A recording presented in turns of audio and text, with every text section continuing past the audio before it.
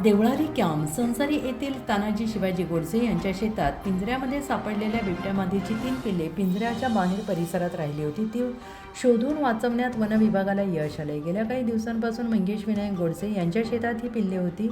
याबाबत माहिती मिळताच वन विभागाचे वनरक्षक पवन निकम, शरद थोरात, संतोष बोडके, अशोक खांजुडे यांना घटनास्थळी बोलवण्यात आले. त्यांनी 10 सदस्यांची रेस्क्यू टीम पाठवली. संसारी आणि शेवगे दारणा येथील सहकाऱ्यांच्या मदतीने या टीमने वाढलेल्या मोठ्या गवतातील पिल्लांचा शोध घेऊन त्यांना सुरक्षितपणे रेस्क्यू करण्यात आले. त्यानंतर 3ही पिल्लांना तपासणीसाठी दवाखान्यात नेण्यात आले. वेळेत दखल घेऊन पिल्लांचे प्राण वाचवल्याबद्दल वन विभागाच्या रेस्क्यू टीमचे आणि सहकाऱ्यांचे गावकरी अनिल गोडसे, विजय गोडसे, विनोद गोडसे, तानाजी शिवाजी गोडसे, विष्णू ठाकरे, सुनील गोडसे, गणेश गोडसे, मंगेश गोडसे, संतोष गोडसे, भाऊसाहेब गोडसे, दत्तू गोडसे आदींनी आभार मानले.